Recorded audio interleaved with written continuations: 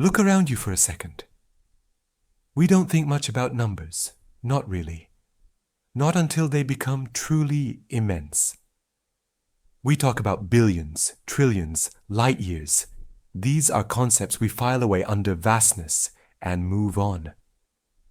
But there is a number that sits right at the heart of the human story, a number so small, so unbelievably fragile, that understanding it should chill you to the bone. It is the number that represents the minimum viable human population, the absolute minimum required to keep our species alive. Today, we are 8 billion strong. 8 billion restless, noisy, complex creatures spread across every single habitable corner of the planet.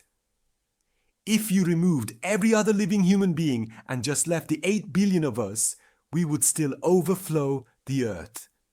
We are an unstoppable demographic force. We are a plague, a miracle, a constantly expanding equation. Now, I want you to erase all of that.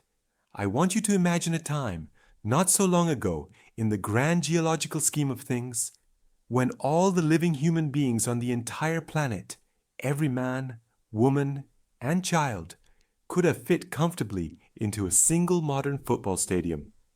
We are talking about the moment we nearly blinked out of existence. The moment every single future story, every piece of art, every symphony, every memory hinged on the survival of fewer people than currently live in a mid-sized American town. This isn't hyperbole, and this isn't a science fiction premise. This is the bedrock historical and genetic truth of who we are. Based on the consensus from population genetics, sometime between 70,000 and 100,000 years ago, the total global breeding population of Homo sapiens plummeted. We went from being a reasonably widespread, robust species to becoming an endangered animal fighting for its last gasp. The estimates vary slightly, but the most dramatic yet widely accepted academic models suggest that the total number of individuals we successfully managed to sustain for a period of time dropped as low as 10,000.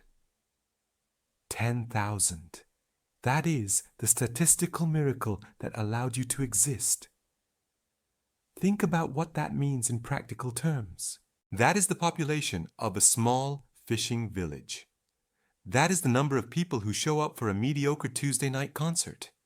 If you could somehow teleport all those people to your current location right now, you would probably just see a moderately large crowd. You wouldn't see an entire planet teeming with life. The entire future of the human race was contained within that crowd. If a single disease had spread a little faster, if one local drought had persisted one season longer, if one localized natural disaster had struck 2,000 years earlier than it did, it would have been game over. We would have disappeared into the dust, just another failed hominin experiment like Homo erectus or the Neanderthals, a footnote in the planet's silent history. The reason we know this is not through archaeology alone, but through the most precise form of forensic evidence imaginable: our own bodies. Our DNA tells the story of this event with brutal clarity. When you look at a species that has been large and successful for a long time, you expect to find deep, sprawling genetic diversity. Think about chimpanzees. They are confined to specific regions of Africa, yet they possess far, far more genetic variants than all 8 billion of us combined. The different groups of chimpanzees are genetically so distinct that were they humans, we would call them entirely different races, or maybe even subspecies. Then you look at us, Homo sapiens. We are all astonishingly, frighteningly similar. Our species is characterized by what geneticists call low diversity. When compared to other primates, our collective genetic blueprint looks like it was written by a handful of families who shared the same village for generations. That lack of diversity is the fingerprint of a catastrophic population bottleneck. It tells us that our ancestors, the ones whose genes successfully passed forward to us, originated from a remarkably small gene pool. The vast majority of early human lineages, the diverse groups that once populated Africa and perhaps beyond, simply vanished. They hit the wall, they failed to reproduce, they succumbed to the pressure, and their genetic information died with them. We are, statistically speaking, the descendants of the survivors of a colossal, species-level genocide enacted by nature itself. And what caused it? The archaeological and environmental records paint a terrifying, fragmented picture of global chaos, a series of crises that converged on our ancestors. We tend to think of the Ice Age as a slow, steady march of cold, but the time 70,000 to 100,000 years ago was defined by terrifying environmental swings, hyperaridity, and radical climate change that devastated ecosystems across Africa, where our surviving ancestors were still clustered. If you were a hunter-gatherer, reliant on seasonal rainfall and predictable migration patterns, suddenly finding your ancestral rivers drying up and your herds vanishing due to decades of relentless drought meant the difference between life and extinction for your entire lineage. Food resources collapsed, fresh water became a battlefield. But the leading academic theory for the sheer scale of the collapse focuses on one event, the eruption of the Toba volcano in modern-day Sumatra, approximately 74,000 years ago. Now, to be clear, the exact role Toba played in the human bottleneck is still fiercely debated among academics. We must treat it as a powerful, compelling hypothesis, not a settled fact. But if the hypothesis is even half true, it tells the story of instantaneous, unimaginable planetary trauma. Toba was a supervolcano. When it erupted, it ejected enough material, estimated at 2,800 cubic kilometers of debris, to coat much of Southeast Asia in meters of ash. Crucially, it injected a massive plume of sulfur dioxide into the stratosphere, which rapidly oxidized into sulfate aerosols. This wasn't just a big eruption, this was a global climate filter.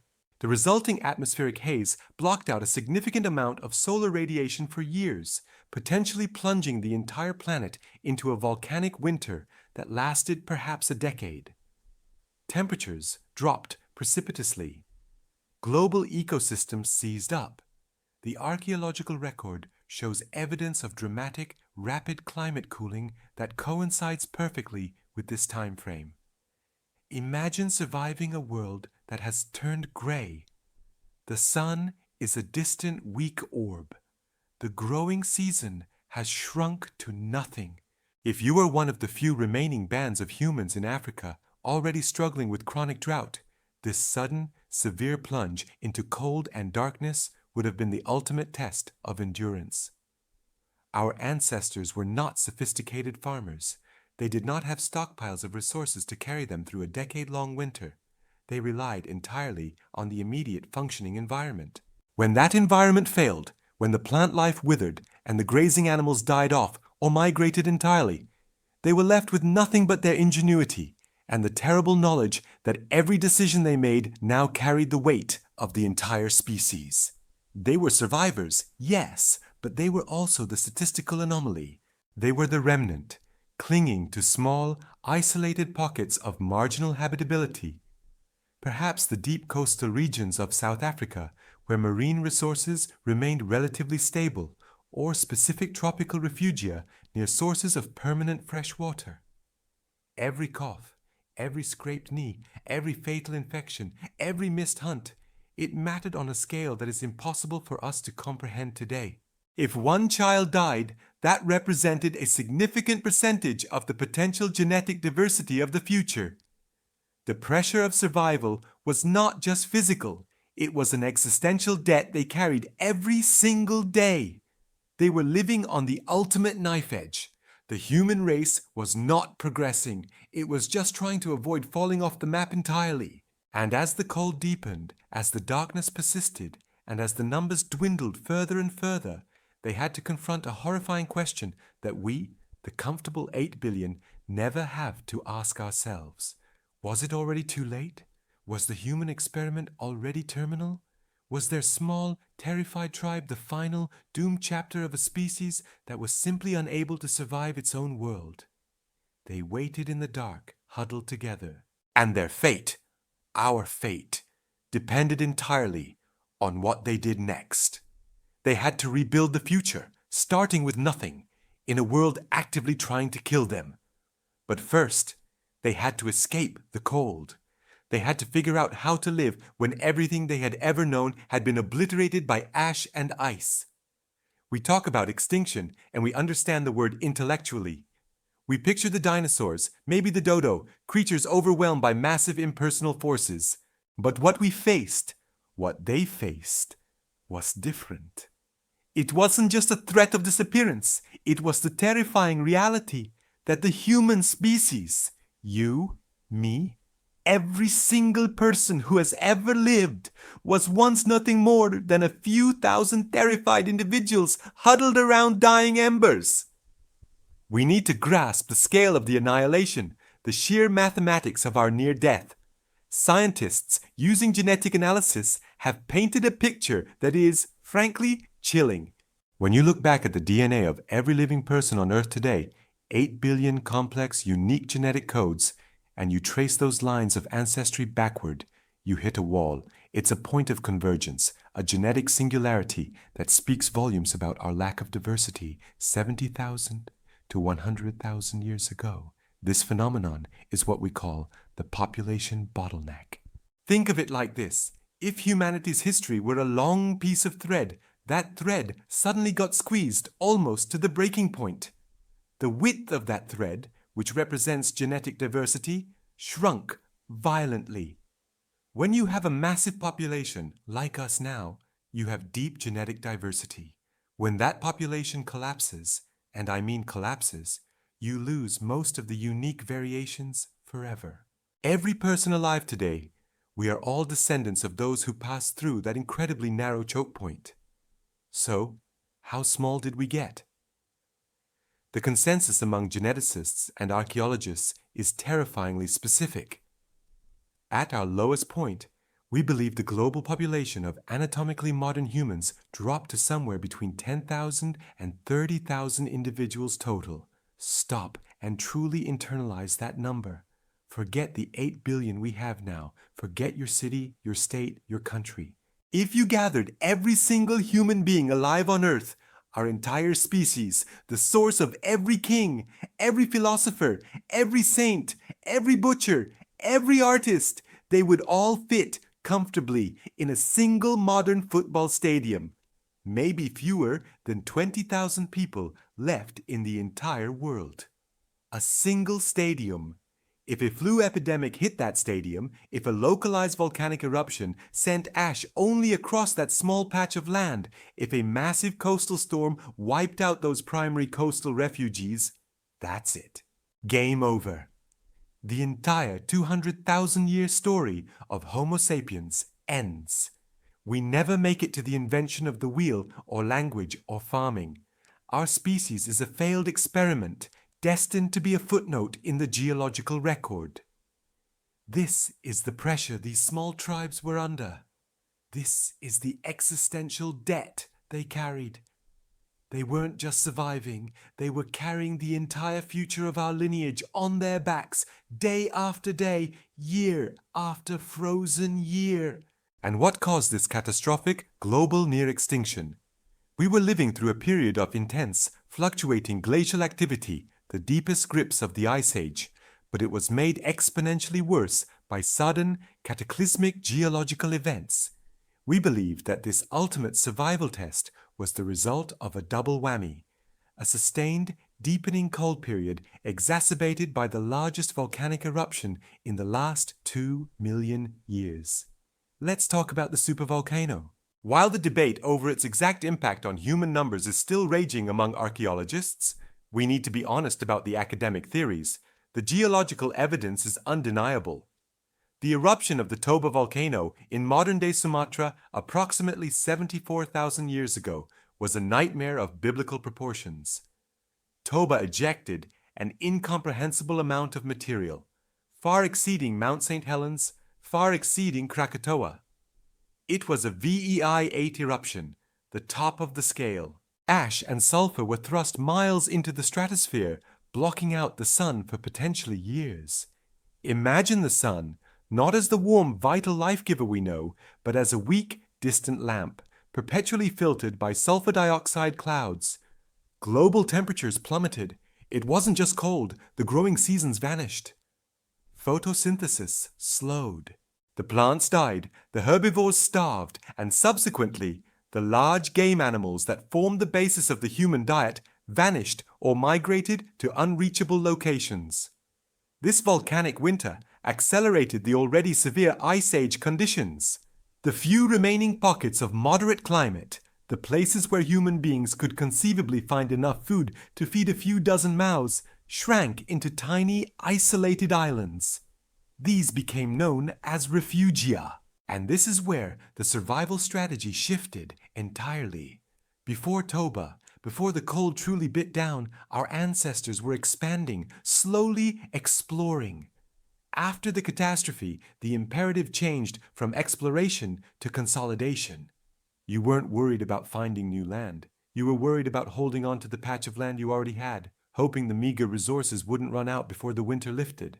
They were forced into ecological dead ends, isolated by sheets of ice, vast, lifeless deserts, and oceans whose levels had dropped so drastically that entire continental shelves were now exposed, barren dust bowls. We see the genetic proof of this isolation. These tiny groups, separated by hundreds or thousands of miles, had zero contact. They were genetically distinct, clinging to life in their own desperate corners of the planet, entirely unaware that a handful of other desperate camps might be doing the same thousands of miles away. The pressure on women, the pressure to reproduce, became the single most important evolutionary force. Every birth was a gamble. Every infant lost was a hammer blow to the future.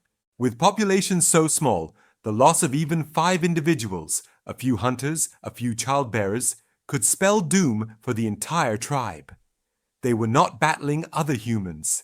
They were battling sheer genetic entropy, inbreeding, susceptibility to new diseases, the fragility of a population where one localized disaster means the end of everything.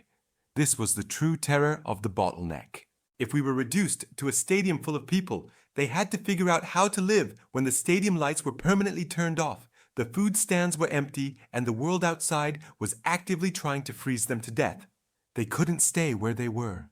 The African landscape that had nourished them for generations was turning into a dust-choked trap.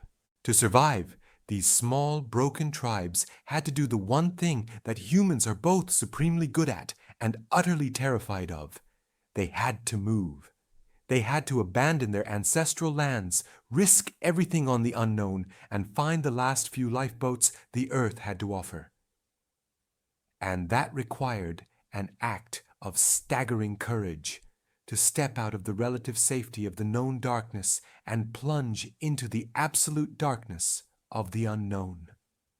They had to figure out where those lifeboats were before the ice locked them in completely. This isn't a story about slow decline. It's a horror film played out over millennia, a relentless, accelerating erosion of everything we knew. You have to understand what the Ice Age did to Africa itself. Forget the image of the lush savanna teeming with life that Africa existed maybe 30,000 years ago. The Africa our ancestors knew, the one that was actively trying to kill the last 1,000 of us, was a continent caught in a geological chokehold. Imagine looking up every morning and the horizon is just a shade browner than it was the day before. The familiar river, the one your great-grandparents remembered as a torrent, is now a chain of shrinking, putrid pools. The great herds of antelope, the lifeline of inland tribes, are disappearing. Not migrating, disappearing. They died, or they were forced into pockets of water so small that those pockets became killing grounds, attracting every remaining predator for hundreds of miles. The interior of the continent, the birthplace of humanity, was becoming a colossal desert, a shifting landscape of dust and thorns that swallowed memory and lineage whole. The vast Saharan belt expanded like a cancer, driving the remaining human populations down, down, down, clustering them in isolated refugia, small, desperate islands of habitability surrounded by thousands of miles of absolute, unforgiving nothing. And this is where the real pressure cooker started. If you were one of the surviving tribes, every direction was death. North, the Sahara. East, hyper-arid high plateaus. West, the deep, unexplored rainforests were shrinking and hostile. Survival demanded not just luck, but a radical, heartbreaking change of lifestyle. The memory of the great hunts, the tracking techniques passed down for 10,000 years, became useless when there was nothing left to hunt. The knowledge stored in the memories of the elders, where the rain falls, where the safe crossings are, that knowledge was fatally obsolete. The rules of the world had changed, and they had changed faster than human culture could adapt. Think about the psychological toll of that. You are the last of your line, watching everything your people ever built, every tradition, every sacred place, wither into dust. If you stayed put, you died of thirst or starvation. If you moved, you risked ambush, injury, or simply walking into a territory that was just as dead as the one you left behind. But some of them moved, and their movements tell us they weren't random wanderings fueled by panic. They were highly organized, desperate migrations aimed at the only true safety net the collapsing world offered, the sea. Archaeology tells us a story with ruthless clarity. When we dig into the layers of sand and time, what do we find in the deepest, most stressed periods of this near-extinction event? We find evidence that the survivors gravitated toward the extreme southern coastline of Africa. This coastal zone, particularly places like Pinnacle Point in what is now South Africa, was the lifeboat. It was the place where the rules of drought did not apply quite as harshly. Why? Because the sea provides. Even during the peak of an ice age, the ocean offers a stable, predictable, and incredibly rich food source. Shellfish, oysters, mussels, limpets. We look at the archaeological middens, the trash heaps from this era, around 100,000 to 70,000 years ago, and we see an overwhelming reliance on marine resources. This required an immediate, intense evolution of human knowledge. Your ancestors had to learn how to read the tides. They had to understand the lunar cycles to know when the low tide would expose the richest beds. They had to develop specialized tools, stone scrapers and digging sticks to pry the food from the rocks. If you are starving and the land has betrayed you, the sea becomes your salvation. Shellfish aren't high-energy food, not compared to a massive gazelle, but they are reliable. They are always there, tied to the predictable rhythm of the water. For a population on the very edge of extinction, reliability is everything. It stops the clock on oblivion. And it was in these coastal refugia, these tiny, crowded strips of land sandwiched between the desolate interior and the freezing ocean, that the remaining populations stabilized. They didn't thrive, but they held on. But here is the catch, the cruel twist of geography. They were trapped. Yes, the coast fed them, but the desert behind them was now too wide, too deadly to cross. They couldn't move north, and they couldn't move inland. These surviving groups were literally stuck on the edges of the continent, huddled together, relying entirely on the narrow strip of intertidal zone for sustenance. Genetic evidence confirms this isolation. We see distinct population clusters that existed in isolation for tens of thousands of years. They evolved unique traits, developed highly sophisticated new tools and symbolic behaviors, like using red ochre pigment, perhaps for body decoration, signaling, or tracking astronomical events. They were becoming us, complex and modern, right there on that narrow beach. But they were still, in the grand scheme, nothing. A few thousand souls scattered across a continent the size of North America. One strong monsoon, one sudden shift in the ocean currents, one localized volcanic eruption, like the kind that was brewing in Indonesia at this very time, and the entire lineage of modern humanity could have been wiped out. They were one step removed from oblivion. They had found their lifeboats, but the lifeboats were chained to the shore. For humanity to truly survive, for us to escape the genetic bottleneck and move beyond mere subsistence, They couldn't just stay put. They had to somehow, impossibly, escape the geological prison their temporary savior had become. The question then shifts from how they survived to when they got the courage or the technological prowess to face the vast, terrifying emptiness of the world outside the shorelines and attempt the single greatest exodus in human history. They had survived the near extinction. Now they had to face the world that was waiting for them to die. You have to understand the sheer, terrifying audacity of what came next. We were down to maybe 5,000 breeding pairs globally. That's the current academic consensus. A population smaller than the crowd at a mid-tier baseball game scattered across a continent. And yet, somehow, they looked out past their coastal havens, past the clamshells and the protective caves they had survived in for generations, and decided that the greatest risk was staying put. Why leave? Why risk everything when they had just impossibly survived extinction? Because survival is not stasis. That coastal paradise wasn't infinite. Maybe the local fish stocks failed. Maybe a few generations of successful reproduction meant that a couple of thousand souls in southern Africa suddenly felt like 10,000, putting unbearable pressure on localized resources. Maybe, and this is the most terrifying human trait of all, some people simply looked over the horizon and wondered what was there. Whatever the immediate trigger, the deeper reason was geological. For 40,000 years, they had been trapped by an unforgiving, parched Sahara Desert to the north and a vast, uncrossable ocean to the east. But around 70,000 to 60,000 years ago, the planet coughed. The Ice Age, which had caused the deep cold and dryness, was doing something else crucial. It was locking up vast amounts of water in continental ice sheets. Sea levels plummeted. We're talking 400 feet lower than they are today. Suddenly, those vast, terrifying oceans shrank. This was the window. This was the moment the cage door temporarily opened. And the most promising route wasn't through the unforgiving, newly exposed inland deserts. It was right along the newly exposed coastlines. We call it the Southern Route. Imagine standing on the Horn of Africa, maybe modern-day Djibouti or Eritrea. If you looked across the strait, the Bab el-Mandeb, the Gate of Tears, you could probably see the Arabian Peninsula.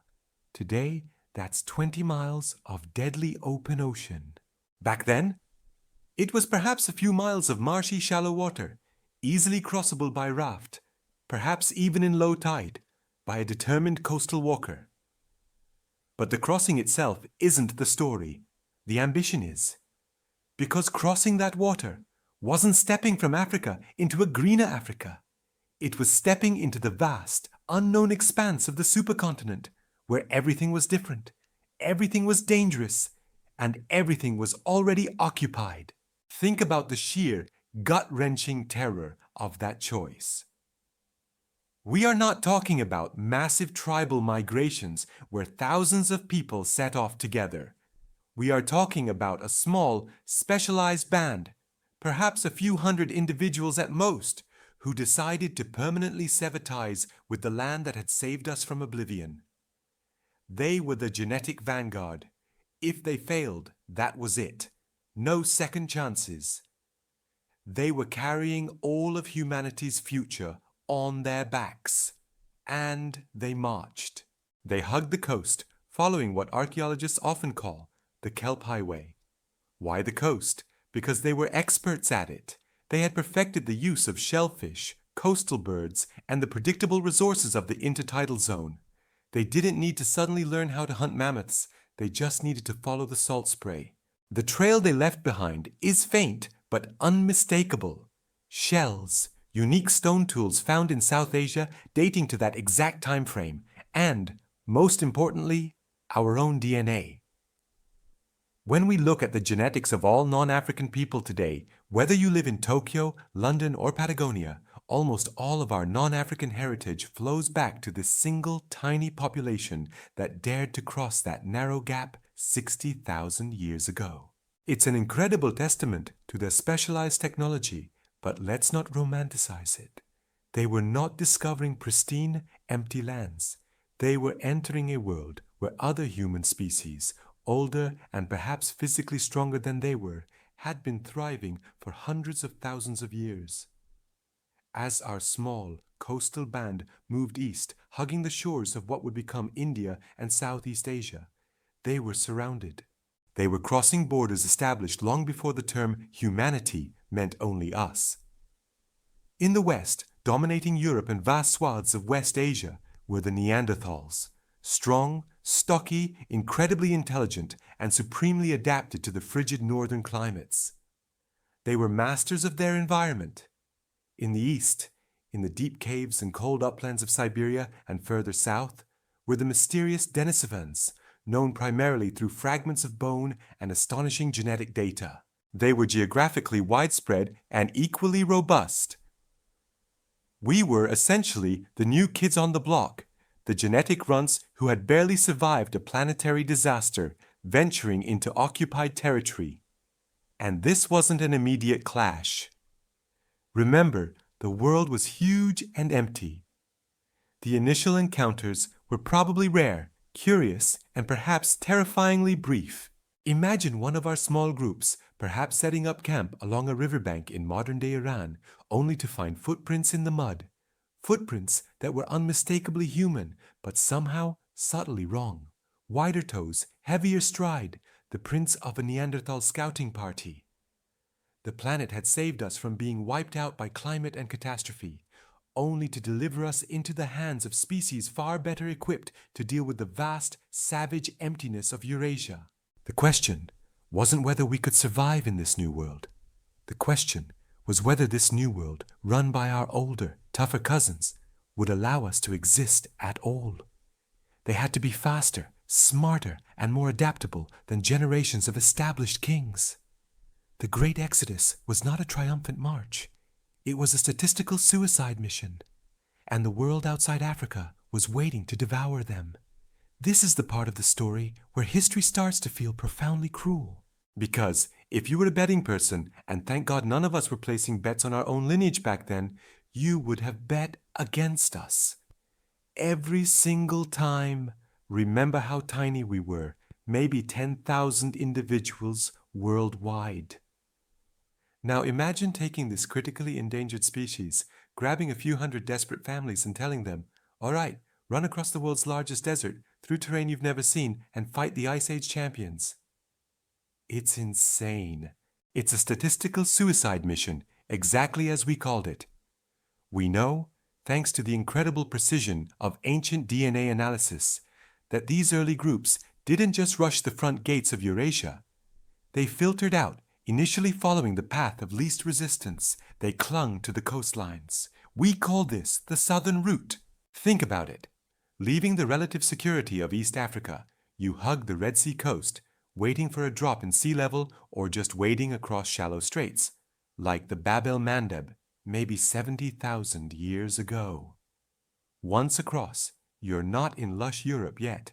You're in the Arabian Peninsula, which at the time wasn't always the arid oven it is today, but it was still hostile. But the coast gave them a lifeline. Shellfish. We find the evidence. Primitive middens, piles of discarded shells. Everywhere these small groups paused.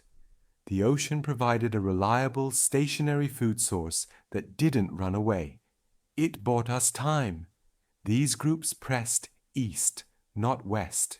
They skirted the massive central deserts of Asia, avoiding the established territories of the true kings of the north.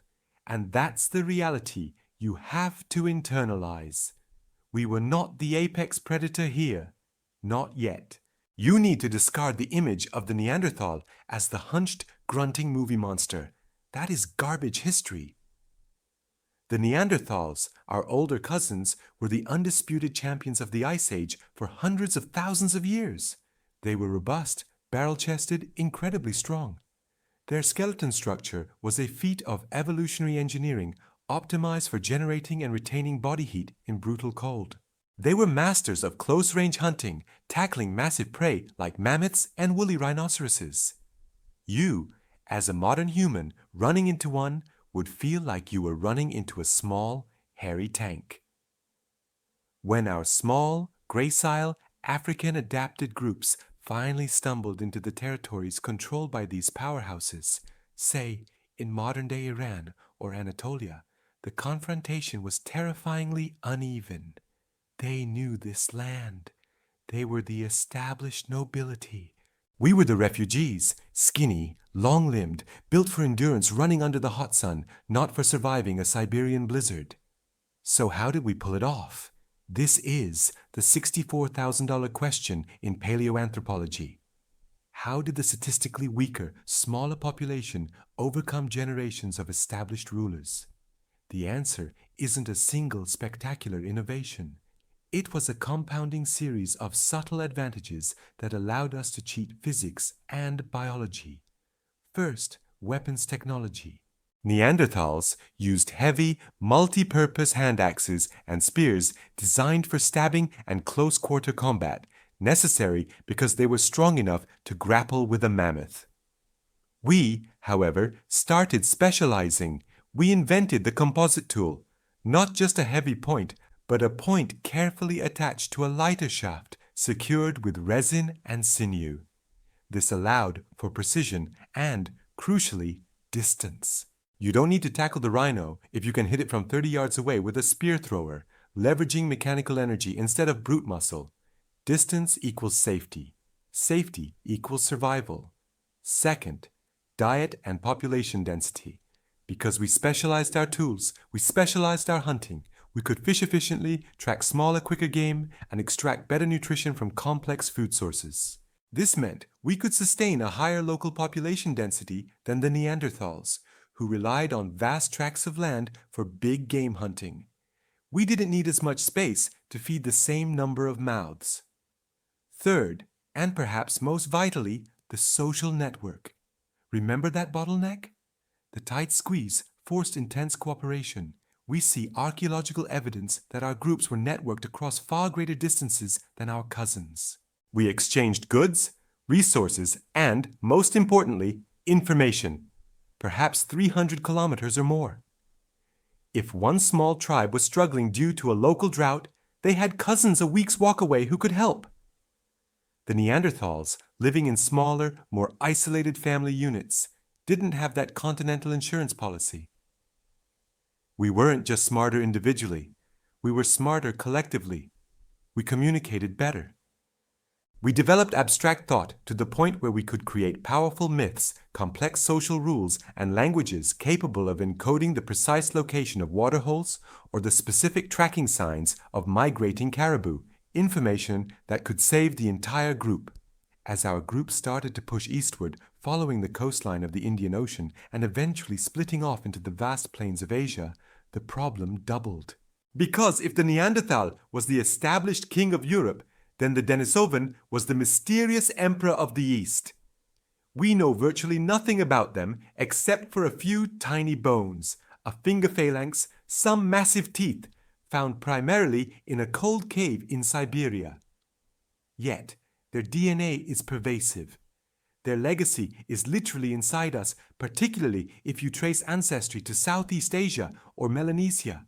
They were clearly adapted to the enormous ecological diversity of Asia, from the freezing highlands to the tropical forests.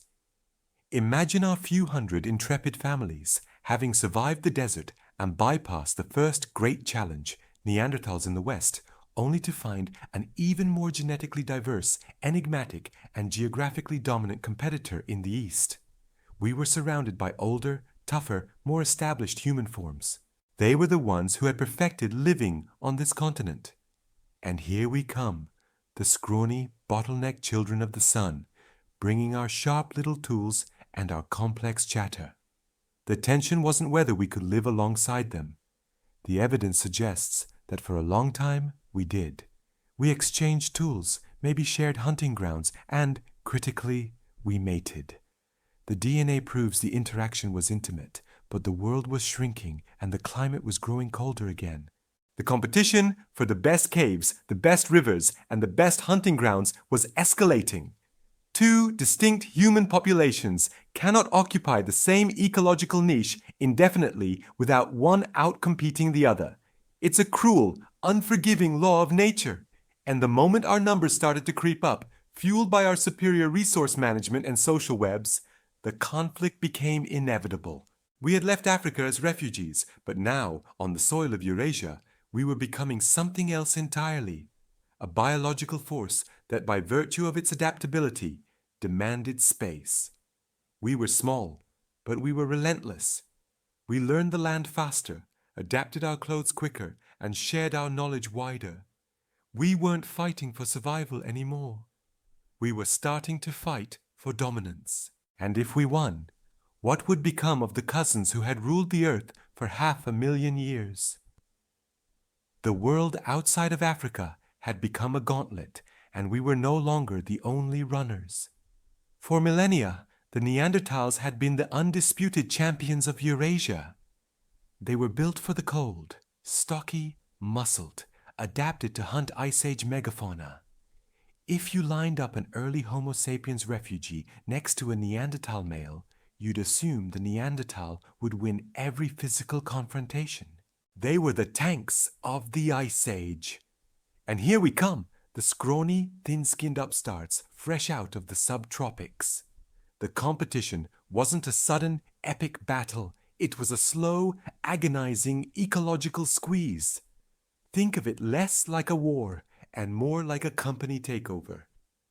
The Neanderthals were incredible specialists, perfectly engineered for a specific environment. But specialists are brittle.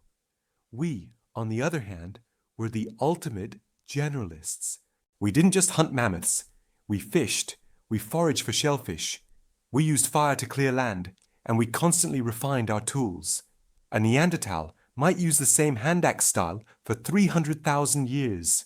We introduced the sewing needle, the spear thrower, the atlatl, and complex trade networks in the span of a few thousand years.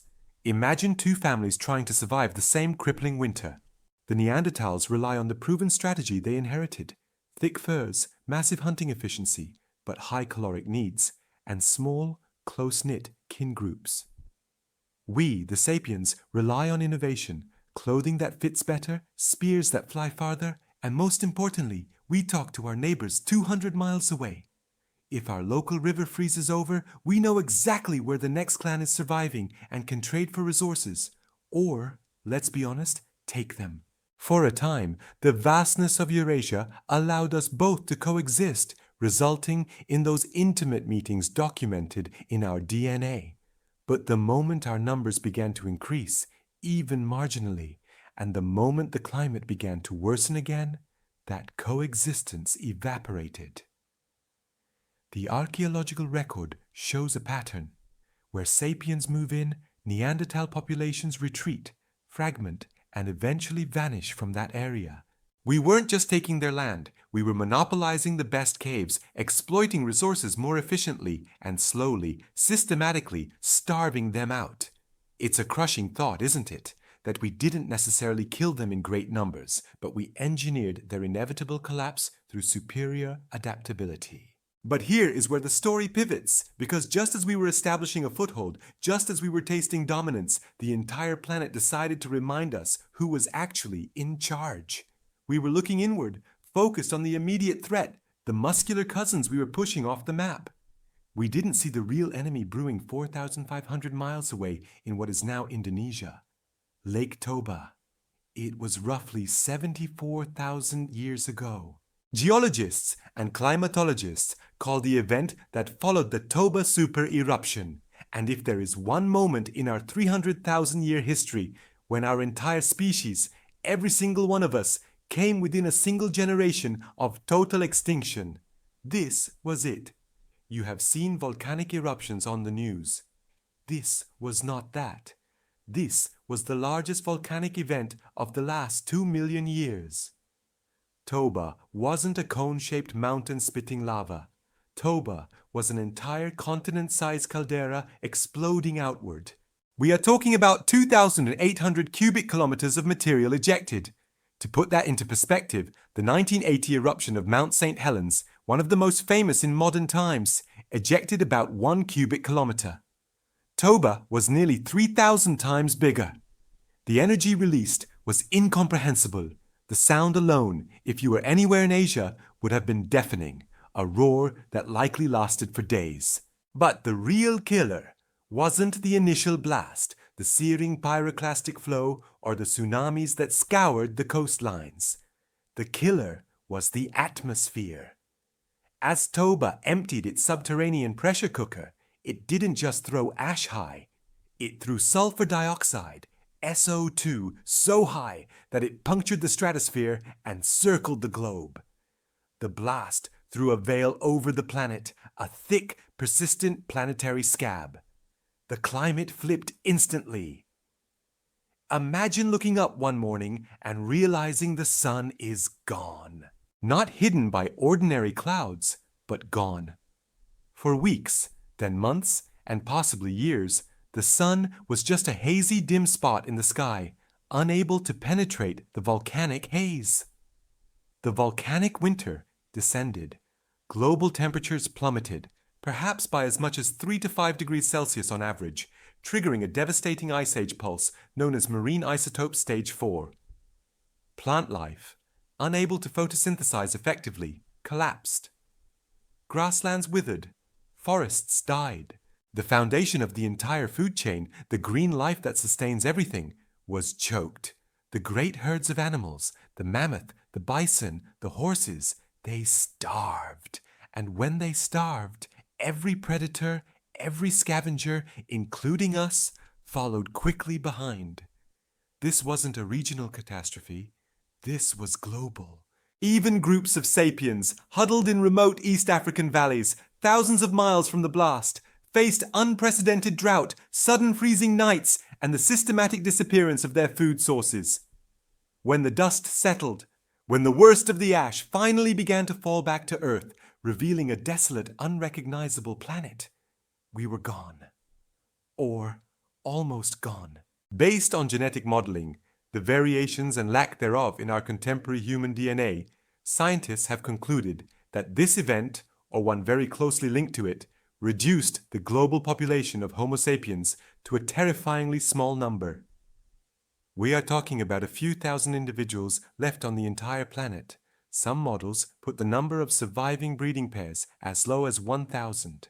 Stop and visualize that for a second. Every single human being alive on Earth, every man, woman, and child, would have fit comfortably inside a single modern sports stadium. The kind of stadium that holds 50,000 people. We could have all been wiped out by a single, localized epidemic. A massive flood, a particularly bad winter storm hitting one of our remaining small camps. We were, statistically speaking, an accident waiting to happen. We were a failed species, teetering on the brink of non-existence, surviving in isolated pockets across a dying world. The Neanderthals, though better equipped for the cold, suffered terribly too. But for us, the delicate generalists, the blow was absolute. We had clawed our way out of Africa, mastered fire, tamed tools, and traveled across continents, only to be reduced to a pathetic handful of genetic remnants. We had conquered nothing. The planet had simply breathed in and nearly erased us. The question isn't why we survived. The question is how. Who were these precious few hundred people, trapped in the darkest time the human species has ever faced, who managed to keep the flame burning while the world froze solid around them? And what desperate, horrifying things did they have to do to ensure that you, the person watching this, were eventually born? We were an echo. That is the only way to describe our species at the peak of the Toba Bottleneck. We had walked the earth for millions of years, but suddenly, the entire scope of human history, the entirety of what we were, what we had learned, and what we might become, was contained within the DNA of a few hundred desperate mothers and fathers. Forget the romantic idea of a mighty tribe or a burgeoning civilization. We are talking about a few hundred individuals capable of breeding, maybe 1,000 people total. If you rounded up every single surviving Homo sapiens on the planet and put them in a standard football stadium, they wouldn't fill the lower deck. They would fit comfortably into the luxury boxes with room to spare. If you are thinking this sounds like a genetic tightrope walk, you're right. The inbreeding coefficients must have been terrifyingly high. This wasn't a choice. It was mathematical necessity. You had to partner with someone whose genetic history was almost identical to your own, simply because there were no other viable partners within a survivable distance. Every recessive flaw, every underlying weakness, every error copied by the DNA polymerase machine was amplified. We know this because of you. We can read the bottleneck in your genes. But the question remains, where were they? Where did these ghosts of humanity manage to hide when the rest of the world was turning into tundra and desert? The academic consensus, based on relentless archaeology and climate modeling, suggests the answer is profoundly specific.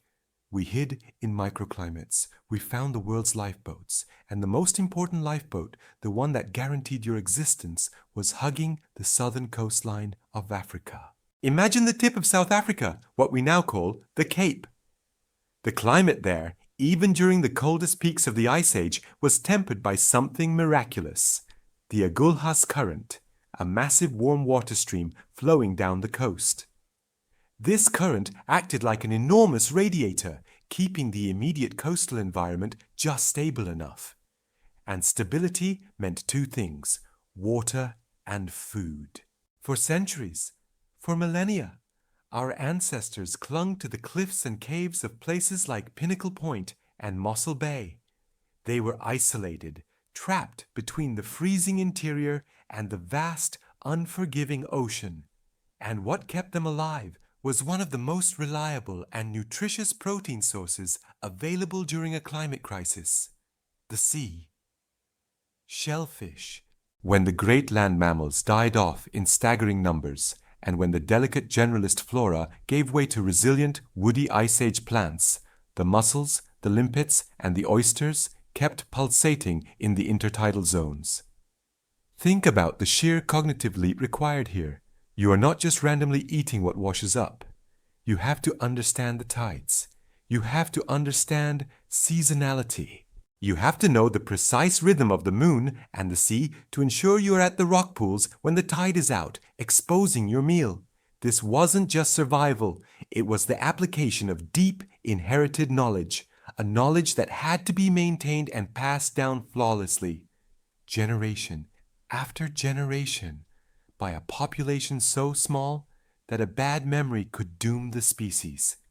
They were eating brain food.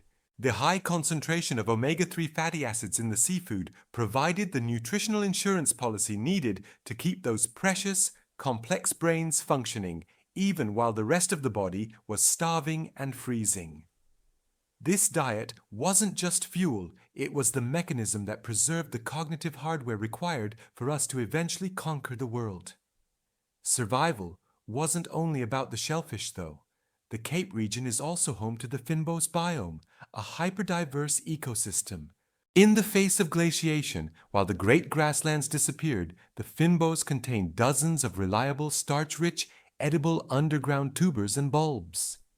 These people, your ancestors, knew exactly how to dig them out, how to detoxify them, and how to cook them.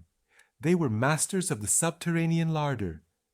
We picture this glorious moment when humanity stood up and strode across the plains.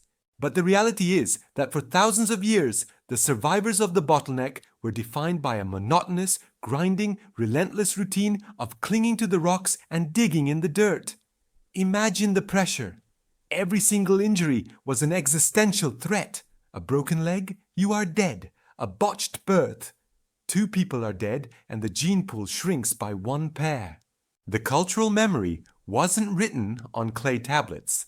It was carried in the minds of maybe a dozen elders who had to transmit complex tool-making techniques, like how to make glue from tree sap and ochre to have spears, to a terrified, inbred cohort of adolescents. And they had to do this while facing the world's apex predators who were just as hungry and desperate as we were, The sheer paranoia of navigating a world where a cave lion, a saber-toothed cat, or even a rival, desperate band of archaic hominins could wipe out a third of your species in a single night, it is almost incomprehensible. This wasn't thriving. This was barely existing. How long did this purgatory last? 10,000 years.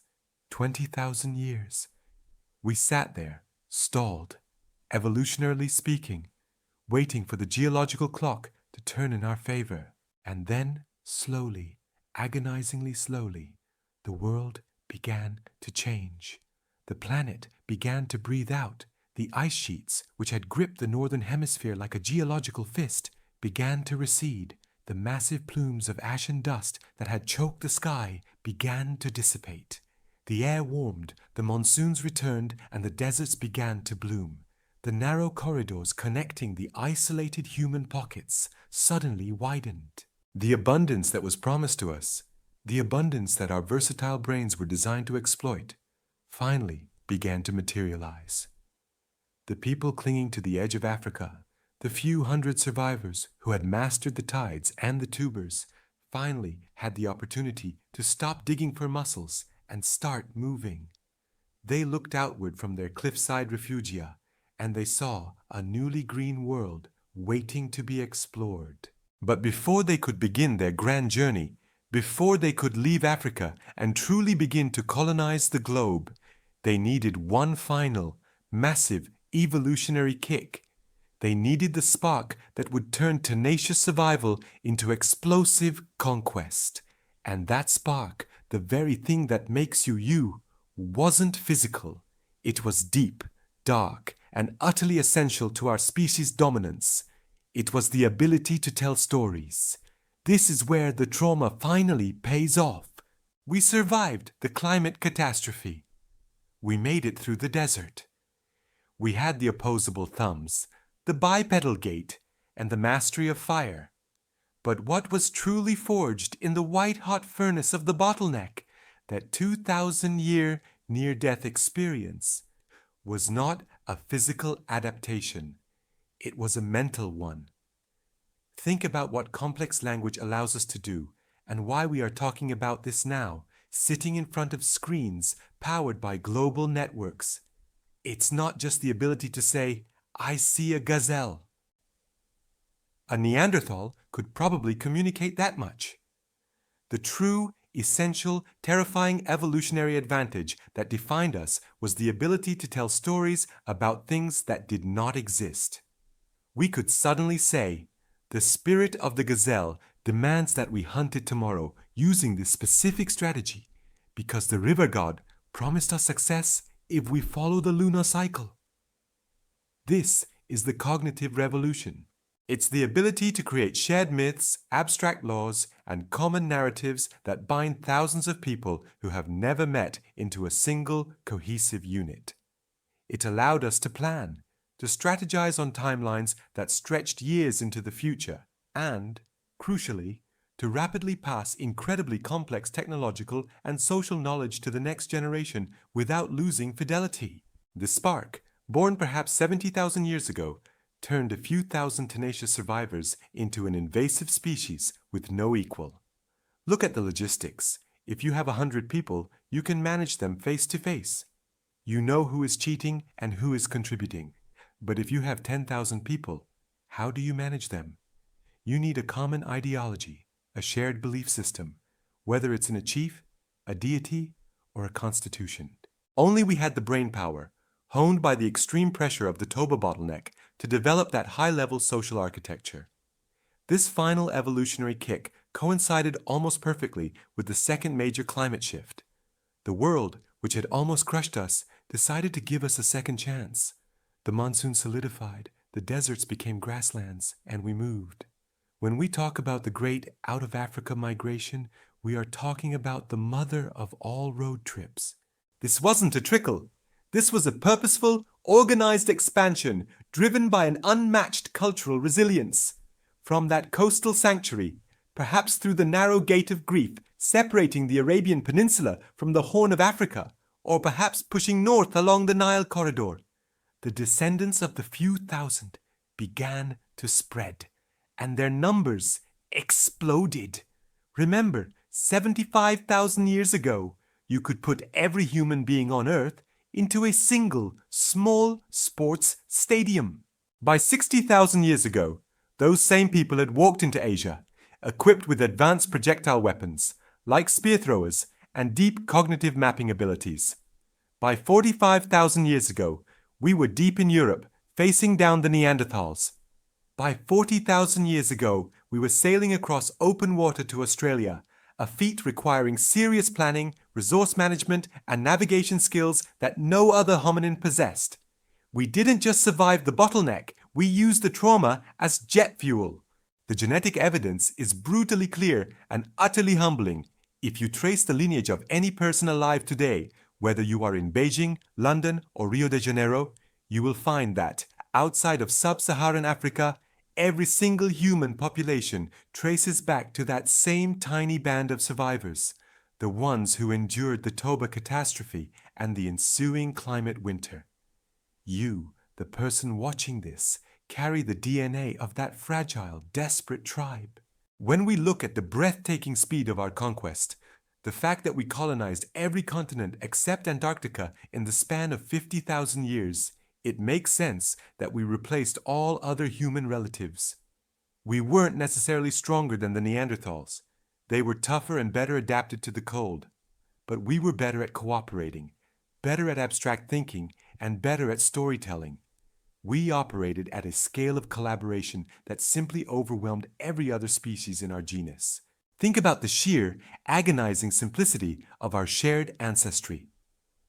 Every single non-African person is derived from a pool that geneticists estimate was perhaps 1,000 to 10,000 breeding pairs strong. That is why our species is so genetically uniform compared to chimpanzees or gorillas, whose deep history is one of steady, isolated populations. We are homogeneous because we were nearly wiped out. We are a species built on a shared, near-fatal disaster. And this is the paradox we must internalize.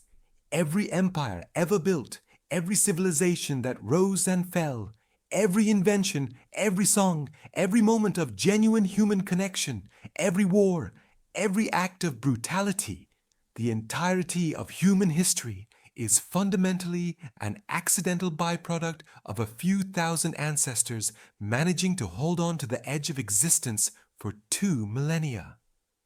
The fact that we are 8 billion strong today is not a given.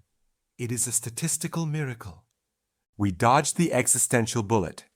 Next time you look around a crowded place, a stadium, a mall, a busy street, and you see hundreds, thousands of people, remember the terrifying fragility of our beginning. Every face you see is the direct, unbroken continuation of the desperate few who clung to existence. They survived the dust veil, the drought, and the cold so acute it shattered the environment. We are not just the inheritors of the earth. We are the descendants of the luckiest, toughest few who ever walked it. We stared extinction in the face, and then we wrote a story about it that changed the world. And we've been writing it ever since. The human race did not start with a bang of creation. It started with the quiet, desperate whimpers of a few hundred families holding the line against oblivion until the world finally, mercifully warmed up enough for us to speak, to organize, and to truly begin. We are here because they did not break, and that truly is the deepest history of us.